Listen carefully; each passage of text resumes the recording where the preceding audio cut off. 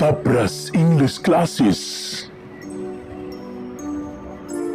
अब अंग्रेजी पढ़ने के लिए फीस की चिंता को करिए बाय बाय, क्योंकि मिशन शिक्षित भारत लाया है आपके लिए श्रेष्ठ और बिल्कुल मुफ्त इंग्लिश क्लास ओनली ऑन तपरस इंग्लिश क्लासेस पर।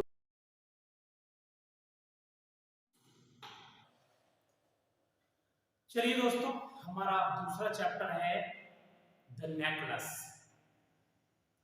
यानी कि हार, मोतियों का हार, द नेकलेस।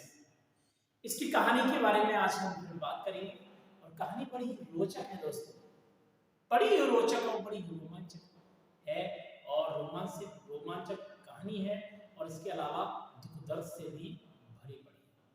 बहुत ही इंटरेस्टिंग कहानी है दोस्तों। और चलिए इस इंटरेस्टिंग कहानी को हम शुरुआत करते हैं। तो आपको मैं बता दूं, इसमें हमारी जो हीरोइन है उस हीरोइन का नाम है मैथिल्डा।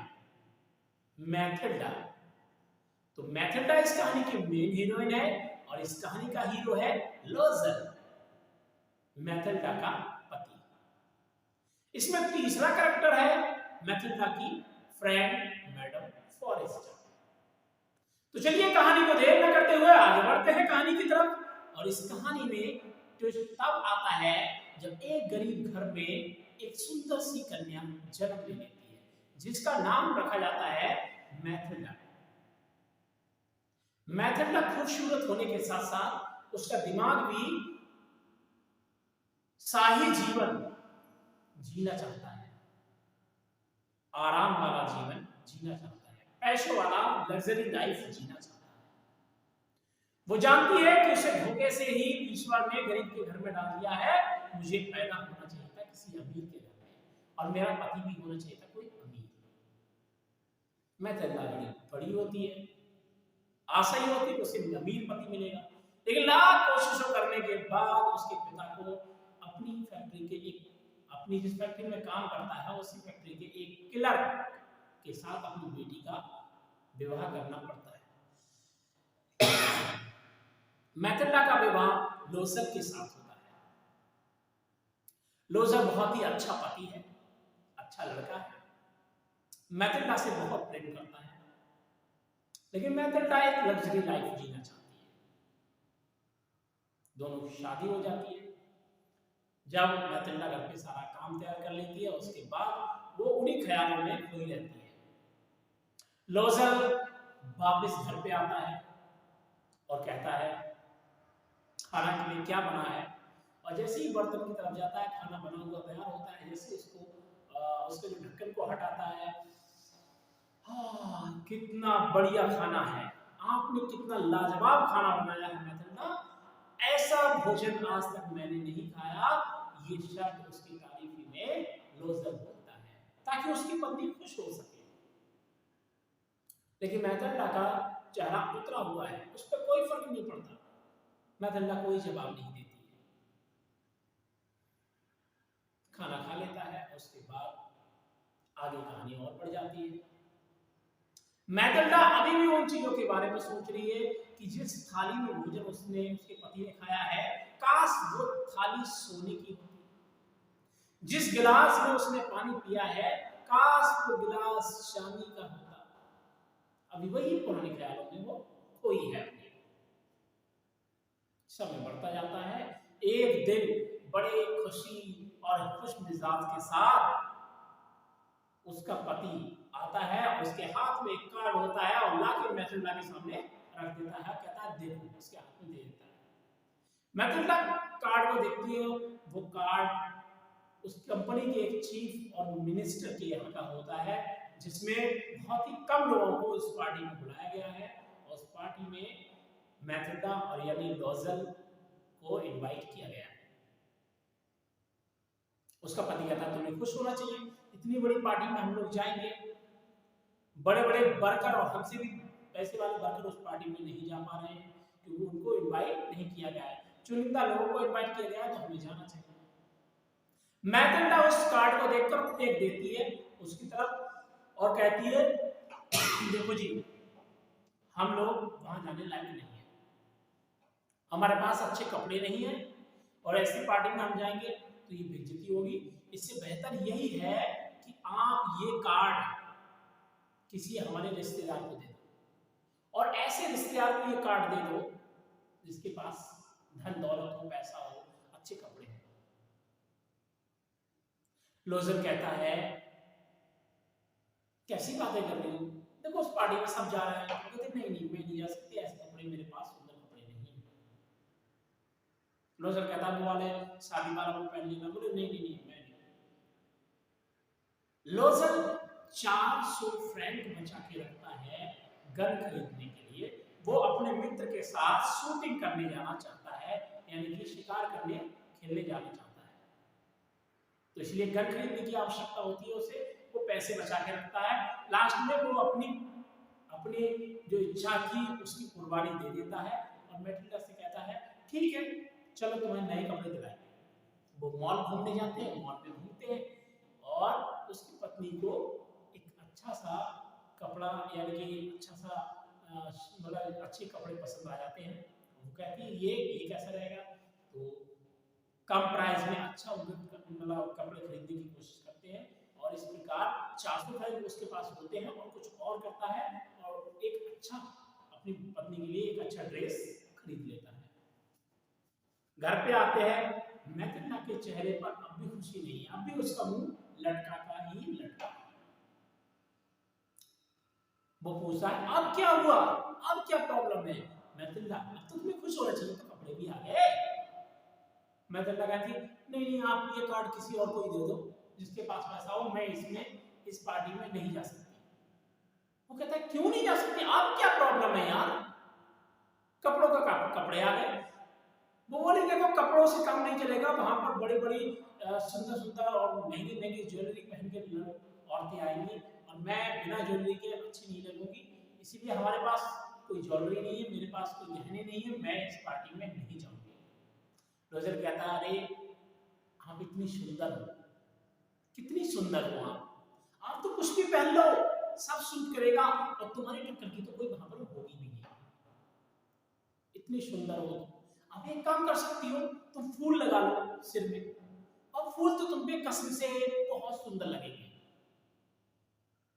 मैटिल्डा का चेहरा वैसा ही उतरा हुआ है अभी भी।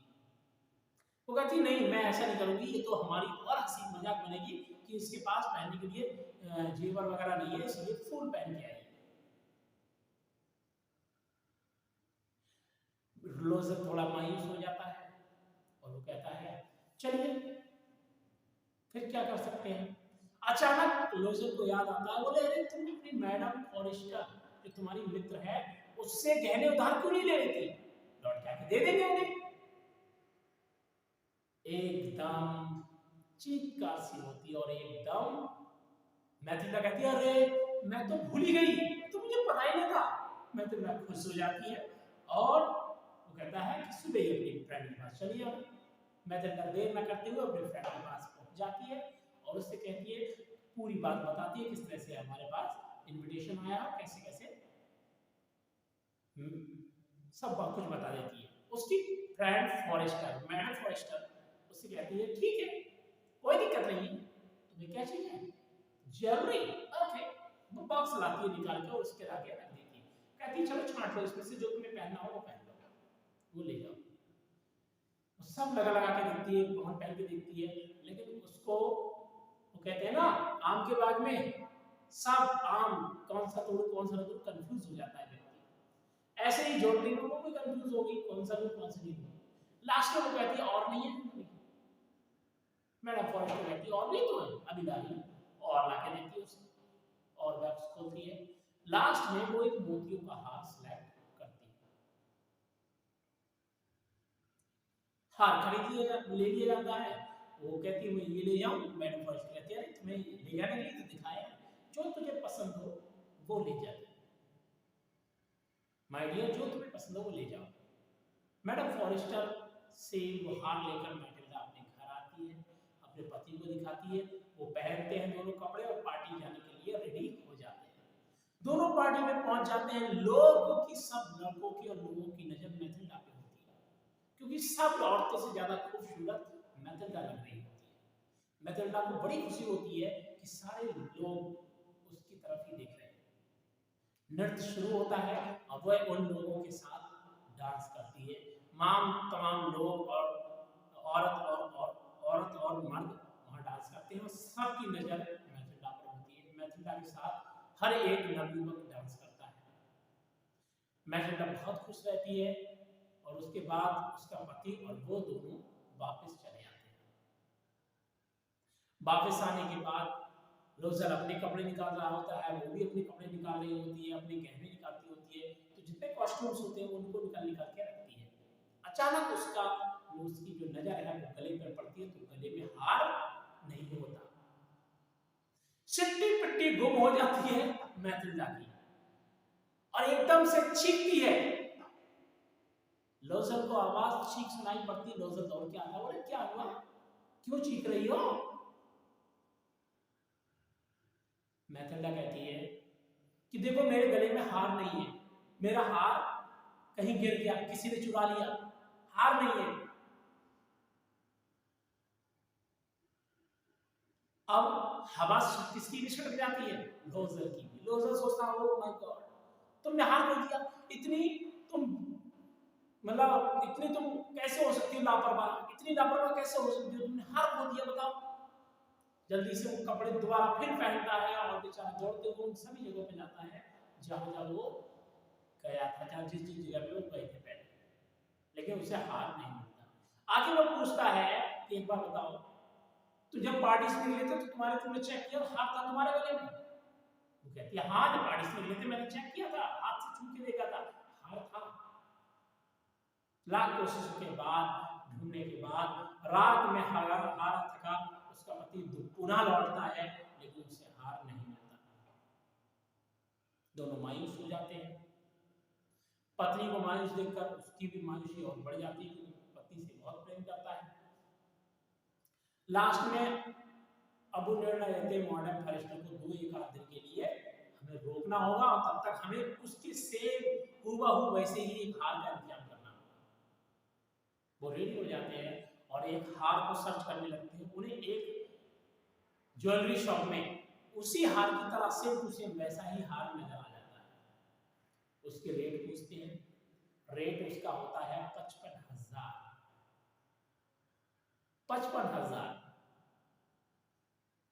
फ्रैंक।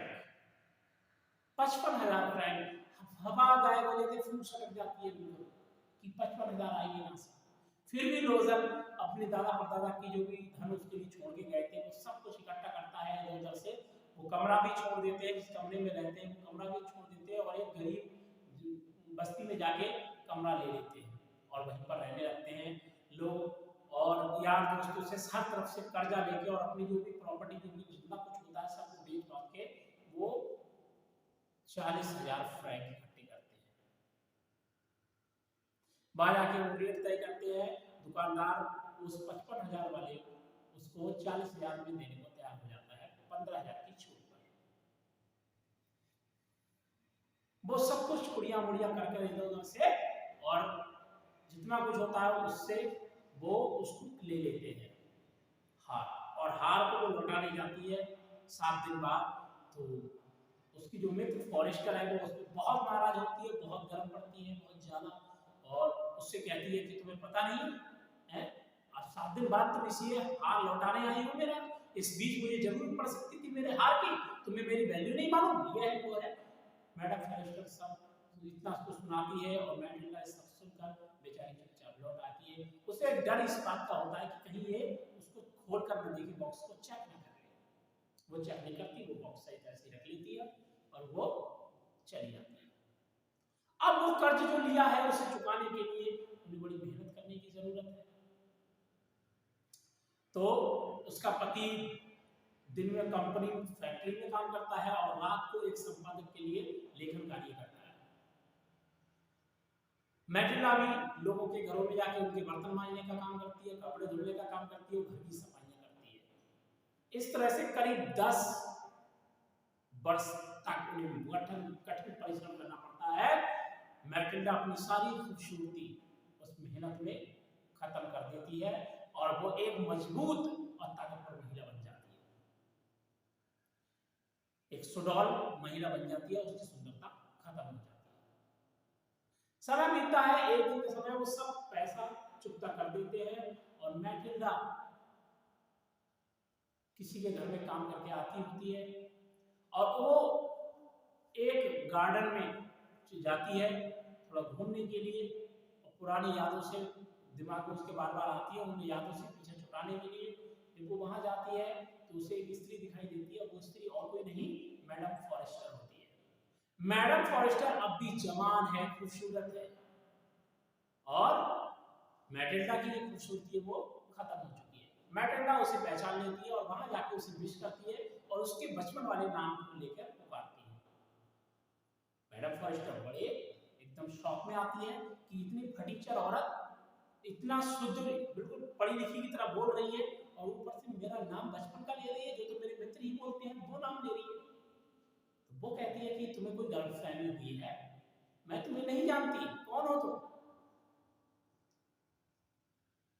मैटिल्डा कहती है मैं मैटिल्डा, तुमने मुझे पहचाना नहीं? नहीं मैंने नहीं पहचाना। मैटिल्डा तुम?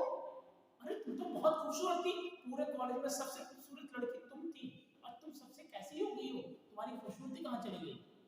मैटिल्डा अपने 10 वर्षों का बीता हुआ हाल और कारण सब कुछ बताती है। उसे पता होता है कि अब मैं इसे कुछ बताऊंगी तो अब ये मेरा कुछ नहीं करेगी, और अब तक तो मैंने इसकी बीमारी तो की नहीं है, मैंने तो नया पुराने हार के बदले नया हार इसको खरीद के दिया।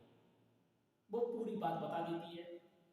मैडम फॉरेस्टर को उस पर बड़ी दया आती है, बड़ा तरस आता है। मैडम फॉरेस्टर कहती है कि देखो बहन, देखो डियर, तुमने मुझे असली वाला दे दिया। वो कहे हाँ कितने का था? बोले 40,000 फ्रैंक का। 40,000 का? अरे मेरा तो 500 फ्रैंक का था। कितने का? 500 फ्रैंक। और खरीद के कितना किया गया? असली वाला, वो नकली था तो 400 फ्रैंक 500 फ्रैंक का था, और उसे खरीद के दिया गया असली 45,000 का। कितना? सॉरी 40,000। 40,000 का खरीद कर दिया गया। मैडम फॉरेस्टर उससे बताती है और फिर मैडम फॉरेस्टर यहाँ पर निर्णय लेती है और इस तरह से उसको पुनः वो हार मिल जाता है, 500 रुपये काट लेती है, और इस तरह से मैटिल्डा और उसका पति पुनः एक बहुत ही अमीर व्यक्ति बन जाते हैं। तो इसी के साथ ये कहानी का अंत हो जाता है। और दोस्तों आपको ये कहानी कैसी लगी कमेंट बॉक्स में कमेंट जरूर करें, और आई होप, मुझे आशा है कि आप वीडियो को ज़्यादा से ज़्यादा शेयर करें, जिससे ये वीडियो और भी स्कूल के सभी बच्चों तक के लिए, जहां पर नया सिलेबस लागू हो गया है, उन सभी स्कूलों में इस वीडियो को अधिक से अधिक पहुंचाएं और उन बच्चों के हित में भी अपनी जागरूकता को प्रदर्शित करें और मिशन शिक्षित भारत को साकार होने में मदद करें। जय हिंद, वंदे मातरम, भारत माता की जय। नमस्कार, फिर मिलेंगे एक नई वीडियो।